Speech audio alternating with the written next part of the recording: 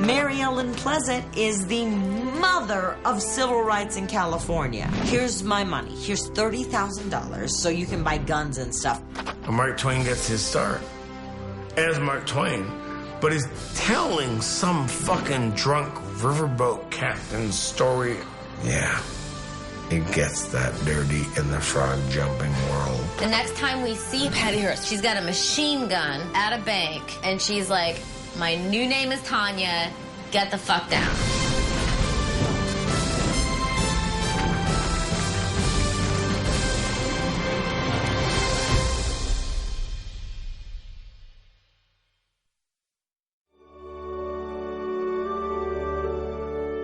San Francisco was built on, like, thieves and whores, and this is a place where the freaks and weirdos come where they feel they can be accepted, and that is where some of them can be. The Gold Rush was a bunch of poor men running to where they could get money. Getting money where you can. And it still is, like, Twitter, Facebook, whatever. You know, it's like the new shit. Like, oh, let's fucking make a gold mine on that. It's not titties and ass, but it's a whole nother angle of that dangle. City by the bay.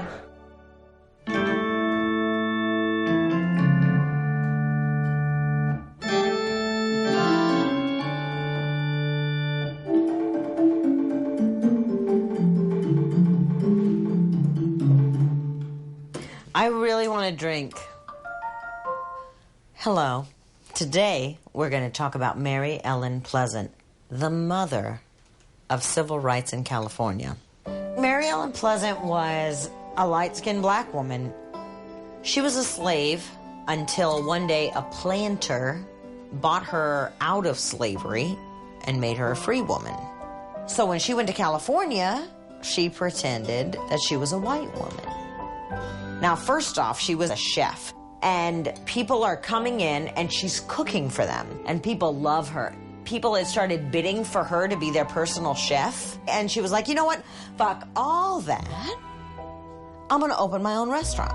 She was head bitch in charge. She had made some shit happen. She had made shit happen for, like, black people getting jobs. So as a white woman, she started opening restaurants, she owned laundries, she owned boarding houses. She started getting black people hired for positions they would never normally be hired for at that time. This woman was a Renaissance woman. In the late 1850s, Mary Ellen Pleasant is making a ton of fucking money in California. But she said, even though I'm kind of like light-skinned and I get along with everybody and everybody thinks I'm white and I could live a very comfortable life if I wanted to, fuck that. She took that money and she started doing some shit. During this time, she had been actively freeing slaves. She said, you know what? James Brown. No, it's John Brown. John Brown, a famous abolitionist who was a white man. You know, he's trying to free slaves. Here's my money. Here's $30,000 so you can buy guns and stuff. They buy land in Canada because they're going to open a home and a farm so that these freed slaves can go live. John Brown gets caught. And they find a letter on him that says something like, hey, I'm in support of you, and I'm going to keep being in support of you. Just make some shit happen. Instead of MEP, it looked like WEP.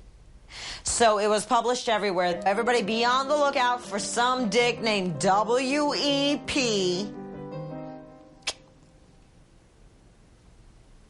Where was I at historically? At that time, she was in love with a man named Thomas Bell. He was a Scotsman, he was a businessman, and she loved him. That was not me farting. That's the chair.